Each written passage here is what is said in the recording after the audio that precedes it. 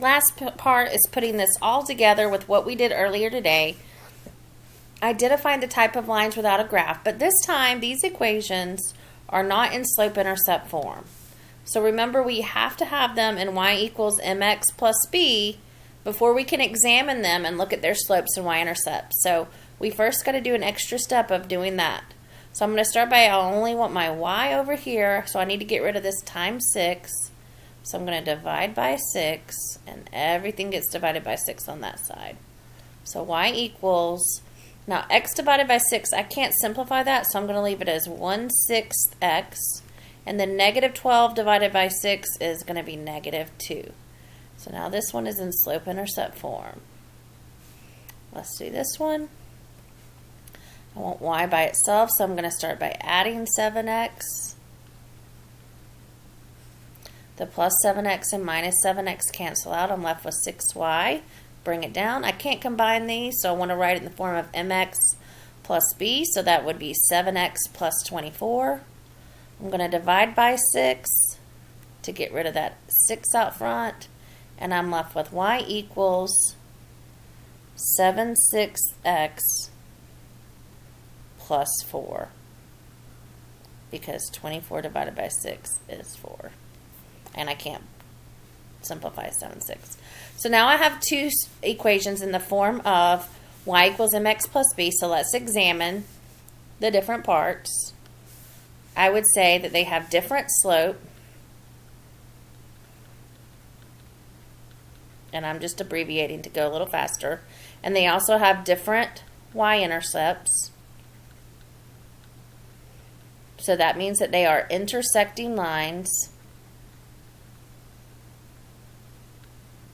And that means they have one solution.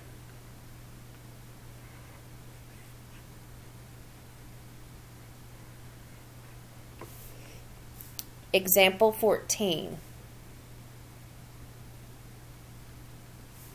I want to get these in the form of y equals mx plus b first.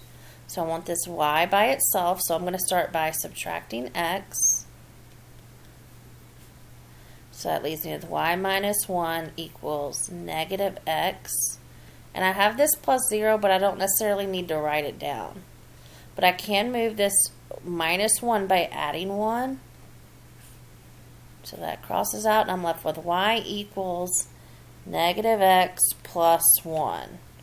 Alright, so now that one's in y-intercept form, so let's do this one. I have my y. I want to get by itself. I'm going to move this minus x. So I'm going to add x to both sides.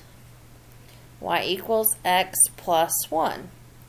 Alright, so these equations look really similar. I have y equals negative x plus 1 and y equals positive x plus 1. Alright, so what do we know about these two equations? Well, the slope of this one is negative 1 and the slope of this one is a positive 1. So different slope. They both start at positive 1, so same y-intercept. So since they have different slopes but same y-intercept, they're still intersecting. Which means they will have one solution. We just happen to know that that solution will be right here where they intersect, which would be 0, 1.